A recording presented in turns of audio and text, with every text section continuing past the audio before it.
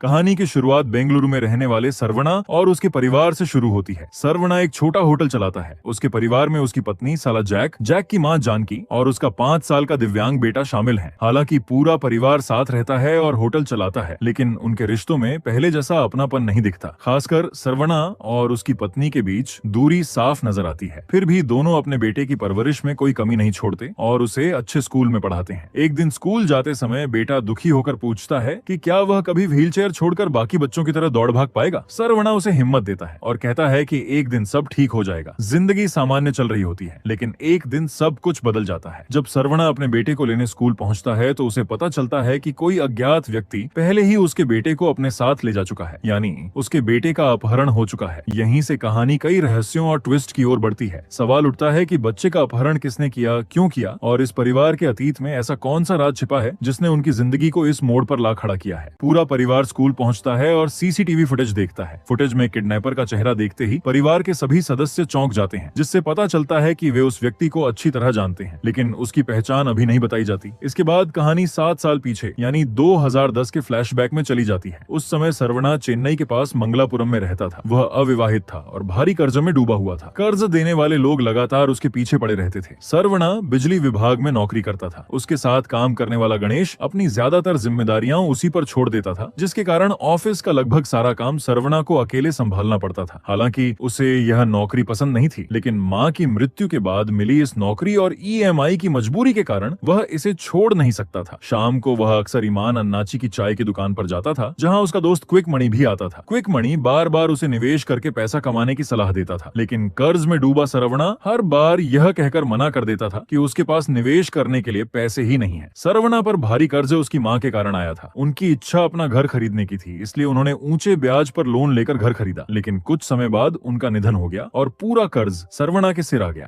दूसरी ओर आनाबेन नाम की एक गर्भवती महिला की कहानी दिखाई जाती है। उसने जिस आदमी से प्यार और शादी की थी वह उसके गर्भवती होने के बाद उसे छोड़कर भाग गया। मुश्किल हालात में आनाबेन ने खुद एक प्रॉपर्टी मैनेजमेंट एजेंसी जैसा काम शुरू किया। वो बड़े प्रॉपर्टी मालिकों से उनकी संपत्तियां संभालने का वादा करती और किराएदारों से पैसे इकट्ठा करती। वह उन पैसों को निवेश करके मुनाफा कमाना चाहती थी ताकि बाद में सबका पैसा लौटा सके और अपनी जिंदगी भी संभाल सके, लेकिन उसकी यह योजना बेहद जोखिम भरी थी। इसके बाद कहानी जैक पर आती है, जिसका सपना फिल्मों में हीरो बनने का था। उसके पिता के निधन के बाद परिवार की जिम्मेदारी उसकी मां जानकी पर आ गई थी, जो हर हाल में उसके सपनों का समर्थन करती थी। लेकिन एक दिन डॉक्टर बताते हैं कि जानकी के फेफड़ों में गंभीर समस्या है और उनकी सर्जरी के लिए 5 से 10 लाख रुपए की जरूरत होगी। इतनी बड़ी रकम का इंतजाम करने के लिए जैक सबसे मदद मांगता है, लेकिन कोई उसका साथ नहीं देता। निराश होकर वह अपनी मां से कहता है कि अगर उसकी जान भी खतरे में होती तब भी शायद कोई उसे पैसे नहीं देता। यहीं से जैक की जिंदगी भी एक ऐसे मोड़ पर पहुंच जाती है जो आगे चलकर बाकी सभी किरदारों की किस्मत से जुड़ने वाला है। जैक अपनी मां की बीमारी और ऑपरेशन के खर्च को लेकर बेहद परेशान था। उसने फेसबुक पर मदद की अपील की, जिसमें अपने पिता के ट्रस्ट और मां की गंभीर हालत का जिक्र किया। ट्रस्ट की पुरानी अच्छी छवि के कारण लोगों ने उसकी मदद के लिए पैसे भेजने शुरू कर दिए और जल्द ही ऑपरेशन के लिए जरूरी रकम इकट्ठी हो गई। लेकिन अस्पताल में सीनियर डॉक्टर ने रिपोर्ट देखकर बताया कि जानकी को कोई गंभीर फेफड़ों की बीमारी नहीं है। उन्हें सिर्फ सामान्य गैस्ट्रिक समस्या थी जो साधारण दवाइयों से ठीक हो सकती थी, यानी ऑपरेशन की बिल्कुल जरूरत नहीं थी। अब जैक के सामने दुविधा थी कि लोगों से मिले पैसे वापस करे या नहीं, लेकिन जानकी की सोच अलग थी। उसने कहा कि लोगों ने उनके ट्रस्ट पर भरोसा करके पैसे दिए हैं और इन्हीं पैसों से जैक का हीरो बनने का सपना पूरा किया जा सकता है। धीरे धीरे माँ बेटे ने ट्रस्ट के नाम का फायदा उठाकर पैसा कमाने की योजना बना ली।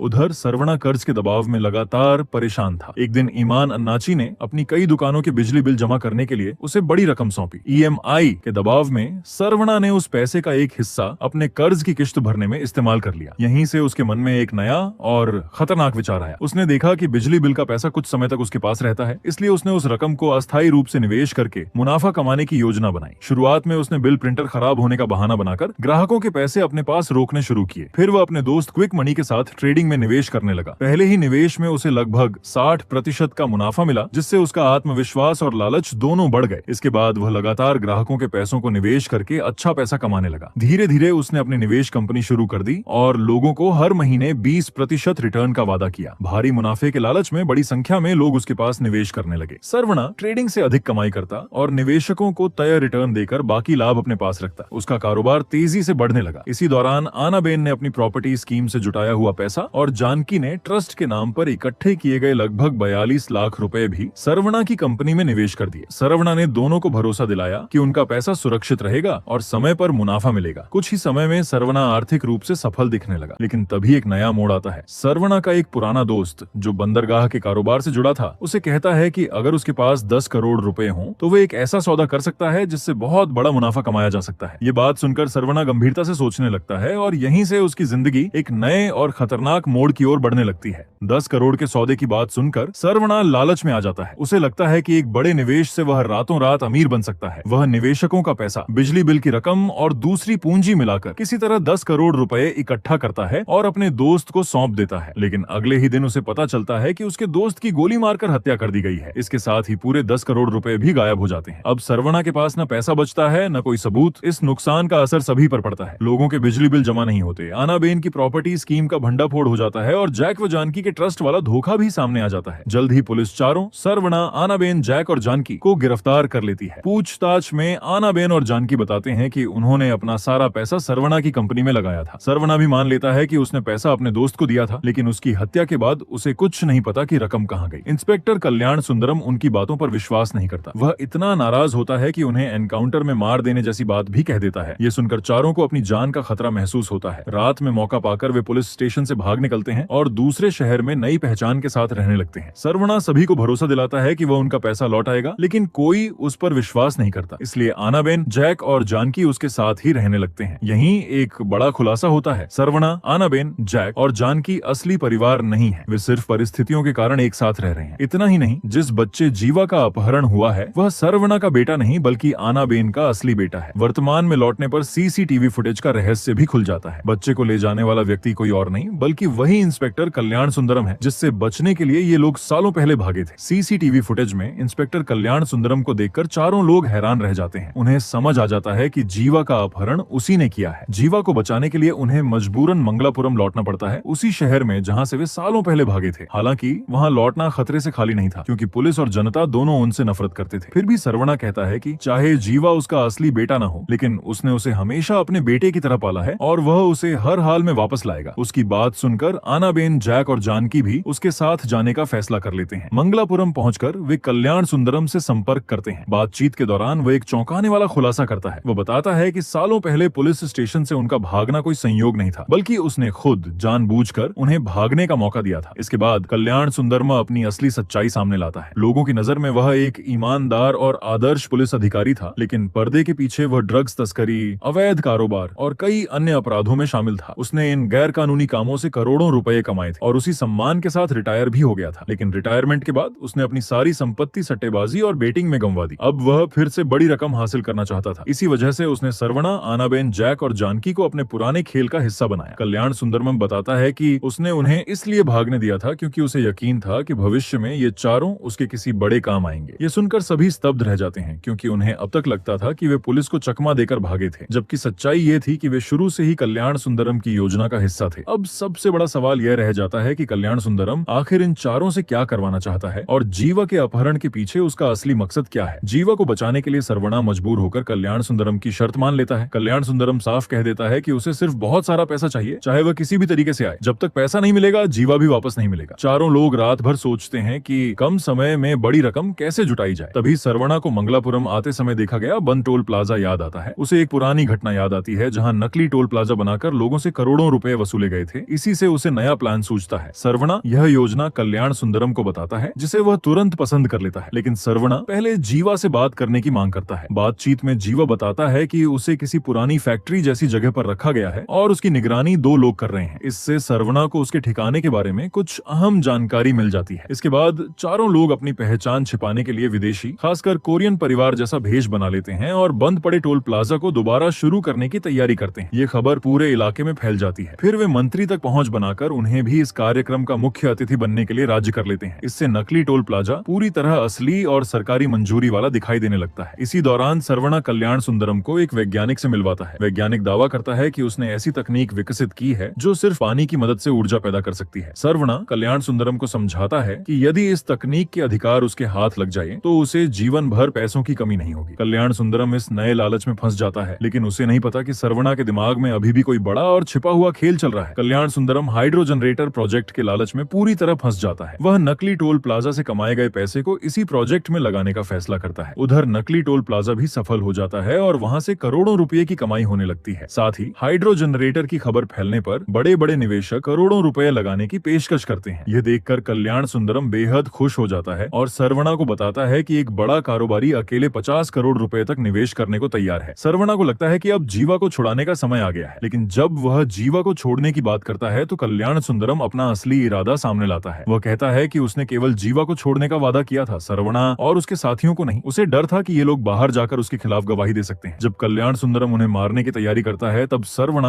आखिरी बार जीवा से बात करने की अनुमति मांगता है। फोन पर बात करते हुए वह जीवा को तुरंत वहां से भाग जाने के लिए कहता है। यहीं फिल्म का सबसे बड़ा ट्विस्ट सामने आता है। जीवा वास्तव में दिव्यांग नहीं था। सालों पहले एक प्रतिष्ठित स्कूल में दाखिला दिलाने के लिए सरवणा और आनाबेन ने उसे दिव्यांग बच्चे के रूप में दिखाया था, इसलिए वह व्हीलचेयर पर रहता था, जबकि असल में वह चल और दौड़ सकता था। जीवा की व्हीलचेयर जंजीर से बंधी थी, लेकिन वह खुद नहीं बंधा था। जैसे ही सरवणा का संकेत मिलता है, जीवा खड़ा होकर वहां से भाग निकलता है। इधर सरवणा और उसके साथी मौका देखकर कल्याण सुंदरम पर काबू पा लेते हैं और वहां से निकल जाते हैं। कुछ देर बाद वे जीवा से मिल जाते हैं और पूरा परिवार फिर से एक हो जाता है। इसके